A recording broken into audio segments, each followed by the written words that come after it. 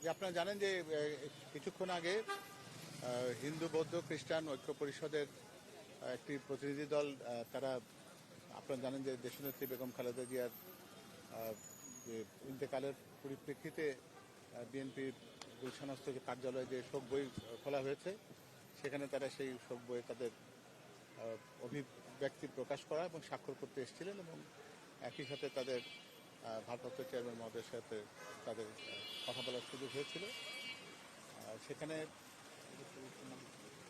হ্যাঁ, আর এর সাথে এর আগেও টেলিভিশন ওনার্স অ্যাসোসিয়েশন যেটা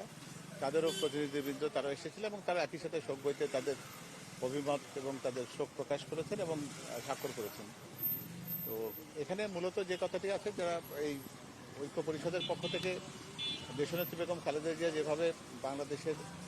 জাতীয়তাবাদের প্রতি তার যে একনিষ্ঠ অবস্থান ছিল সেটা যেমন তিনি ব্যক্ত করেছেন এবং এখানে ধর্মীয় সংখ্যালঘু বলতে তারা যেটা বুঝিয়েছেন তাদের প্রতি সুবিচার এবং তাদেরকে সত্যিকার অর্থে বাংলাদেশের নাগরিক হিসেবে যে সম অধিকারের যে প্রত্যাশা ছিল সেটিকে তিনি একেবারে খুবই উচ্চ পর্যায়ে সেটিকে রক্ষা করেছেন এবং তারা আমাদের ভারপ্রাপ্ত চেয়ারম্যান জনাব তারেক রহমানের কাছ থেকে সেটি ধারাবাহিকতা প্রত্যাশা করেছেন। হ্যাঁ, ওনার সাথে কথা হচ্ছে, ওনার সাথে আনুষ্ঠানিকভাবে কথা হয়েছে তাদের। তো এখানে উনিও তাদেরকে একই কথাই ব্যক্ত করেছেন, তার কারণ উনি বলেন একটা কথা যে উনি সংখ্যালঘু এবং সংখ্যাগুরু এই বিভাজনটির ভিতরে উনি যেতে চান না। উনি বাংলাদেশের সকল নাগরিক সমান অধিকারে ভোগ করে এটাই তিনি বিশ্বাস করতে চান এবং সবারই একটা এবং এক অভিন্ন